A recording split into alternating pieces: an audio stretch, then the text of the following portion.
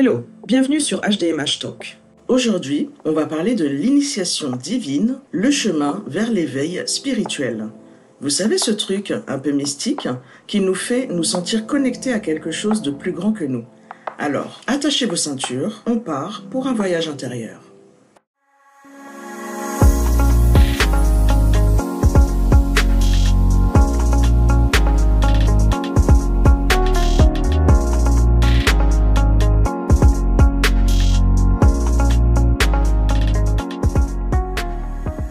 Le début du voyage. Vous vous souvenez de cette fois où vous étiez coincé dans les bouchons et que vous vous êtes demandé « Mais qu'est-ce que je fous là ?» Il doit bien y avoir plus dans la vie que ça. Eh bien, félicitations, c'était peut-être le début de votre éveil spirituel. On commence tous par se poser des questions existentielles, comme « Pourquoi je suis là ?» ou « Quel est le sens de tout ça ?» C'est comme lorsqu'on regarde dans un frigo vide en se demandant ce qu'on va bien pouvoir manger ce soir. Mais là, c'est notre âme qui a faim. Ensuite, on commence à réaliser qu'il y a peut-être plus que ce qu'on voit. C'est un peu comme si on découvrait une pièce secrète dans un jeu vidéo. On se dit « Waouh, il y a tout un monde caché là-dedans !» Et là, on s'ouvre à de nouvelles idées. On commence à lire des bouquins sur la spiritualité, à essayer la méditation, peut-être même à faire du yoga. On est comme un gamin dans un magasin de bonbons. On veut tout essayer. Mais attention, après l'euphorie vient souvent la désillusion. Par exemple, on commence un nouveau régime avec enthousiasme et au bout de 2 semaines, on craque devant un pot de Nutella. On se dit mais ça ne marche pas ce truc. C'est normal, c'est juste une étape. C'est là qu'on apprend à lâcher prise. Comme le jour où vous avez essayé d'ouvrir un bocal et que vous y avez mis toute votre force et puis sans succès. Vous l'avez passé à quelqu'un d'autre qui l'a ouvert sans effort. C'est ça le lâcher prise. On arrête de forcer et on laisse les choses se faire. Ensuite, on commence à regarder à l'intérieur de soi. C'est un peu flippant au début, comme regarder sous le lit après avoir vu un film d'horreur. Mais c'est nécessaire. On fait face à nos peurs, nos défauts, tout ce qu'on a caché sous le tapis. Ce n'est pas toujours joli, mais c'est libérateur. Les étapes avancées. Et puis un jour, on a une expérience transcendante, comme cette sensation après avoir mangé le meilleur gâteau du monde. Sauf que c'est notre âme qui le déguste. On se sent connecté à tout. On a l'impression de comprendre le sens de la vie. C'est génial. Mais le plus dur, c'est d'intégrer ça dans notre vie de tous les jours. À ce stade, on a souvent envie de partager ce qu'on a vécu.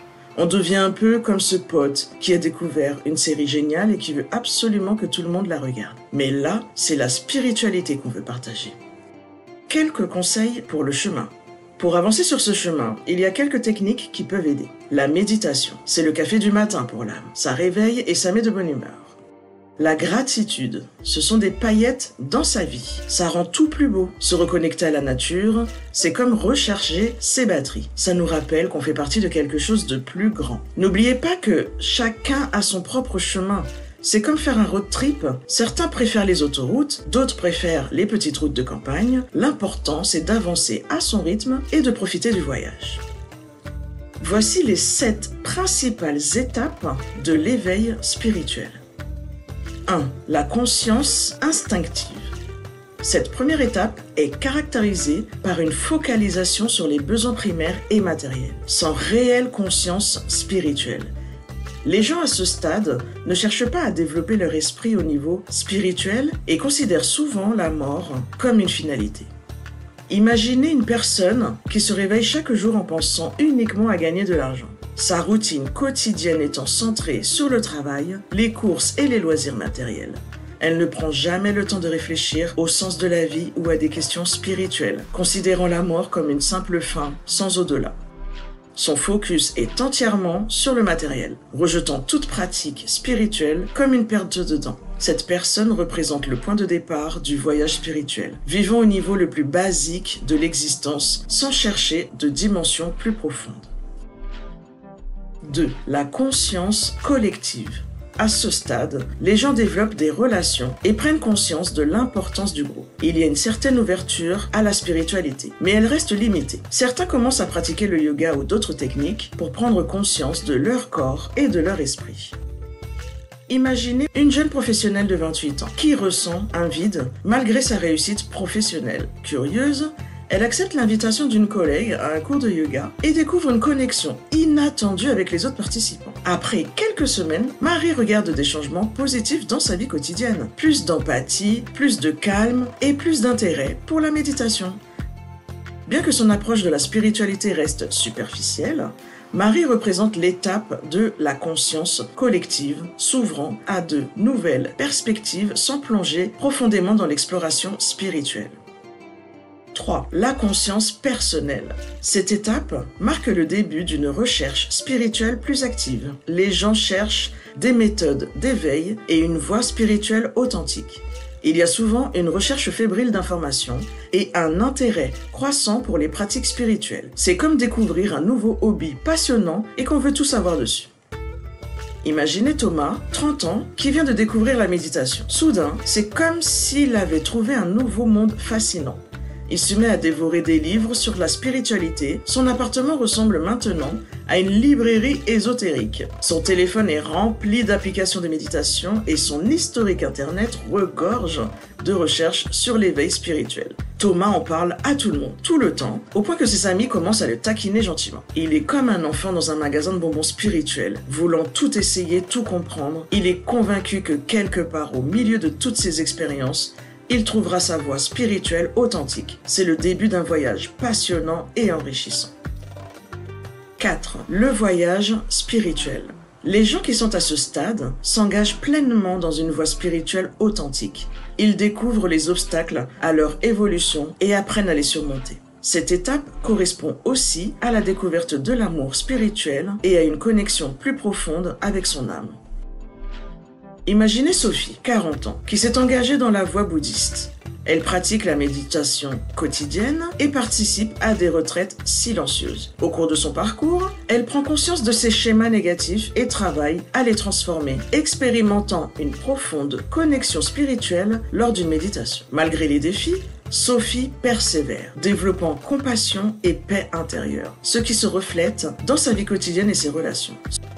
Ce voyage spirituel, bien que parfois difficile, lui permet de découvrir sa véritable essence au-delà des attentes sociales. 5. La paix intérieure. Cette phase se caractérise par une stabilisation émotionnelle et une paix profonde intérieure. Les gens atteignent une certaine osmose avec la nature et développent une grande compréhension du fonctionnement du monde. C'est souvent à ce stade que les personnes commencent à partager leurs dons spirituels avec les autres. Imaginez Marie, 50 ans, assise paisiblement dans son jardin, observant un papillon avec un sourire serein. Les hauts et les bas de la vie ne la perturbent plus comme avant. Elle les accueille avec une tranquillité nouvelle. Lors d'une promenade en forêt, Marie se sent en parfaite harmonie avec les arbres, les oiseaux, le vent, comme si elle faisait partie intégrante de ce grand tout. Naturellement, elle commence à partager sa sagesse, offre des conseils bienveillants à ses proches et anime des ateliers de méditation dans sa communauté. 6. L'intégration de l'universalité. Les gens développent une conscience plus large, englobant tous les êtres vivants et même le divin. Ils expérimentent un amour universel et une connexion profonde avec l'énergie divine. À ce stade, les personnes sont libérées des préjugés et organisent leur vie en harmonie avec cette vision universelle. Imaginez Luc, 55 ans, qui ressent une profonde connexion avec tout ce qui l'entoure, des arbres dans son jardin aux étoiles dans le ciel. Il éprouve un amour inconditionnel pour tous les êtres, traitant chaque personne qu'il rencontre avec la même compassion. Qu'il s'agisse d'un PDG ou d'un sans-abri, Luc a réorganisé sa vie pour refléter cette vision universelle, abandonnant son travail d'entreprise pour créer une association d'aide aux plus démunis.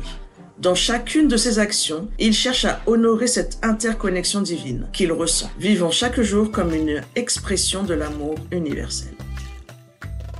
7. La conscience cosmique. C'est l'étape ultime de l'éveil spirituel, caractérisée par un état d'illumination et une conscience supérieure. Les gens atteignent une connexion totale avec l'intelligence infinie et deviennent une source de lumière. Il y a un alignement parfait entre le corps, l'esprit et l'âme. Imaginez Maya, 60 ans, dont la présence rayonne d'une paix et d'une sagesse profonde, attirant naturellement les gens qui cherchent conseil et réconfort. Elle perçoit l'univers comme un tout interconnecté, ressentant une unité parfaite avec l'intelligence cosmique dans chaque instant de sa vie. Les concepts de temps et d'espace ont perdu leur emprise sur elle. Maya vit dans un état de présence pure, où chaque action découle naturellement de cette conscience élargie. Son corps, son esprit et son âme fonctionnent en parfaite harmonie, faisant d'elle un canal limpide pour l'amour et la sagesse universelle. Il est important de noter que ce processus d'éveil spirituel est unique pour chaque individu et que ces étapes peuvent se chevaucher ou se manifester différemment selon les personnes. Voici quelques points de repère à considérer pour identifier le stade où vous vous trouvez actuellement dans votre éveil spirituel. Observez vos préoccupations actuelles. Êtes-vous principalement focalisé sur vos besoins matériels et votre survie? Cherchez-vous activement des réponses spirituelles? Ressentez-vous une connexion profonde avec l'univers? Examinez vos pratiques quotidiennes. Méditez-vous régulièrement? Pratiquez-vous la pleine conscience dans votre vie de tous les jours?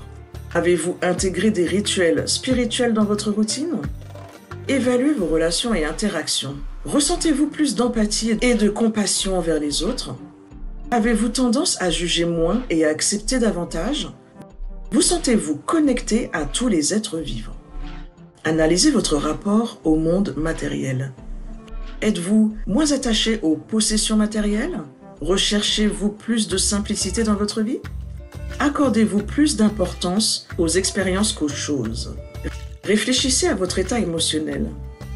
Ressentez-vous une paix intérieure croissante? Êtes-vous moins affecté par les hauts et les bas de la vie? Faites-vous l'expérience de moments de joie pure et inexpliqués? Évaluez votre perception de vous-même.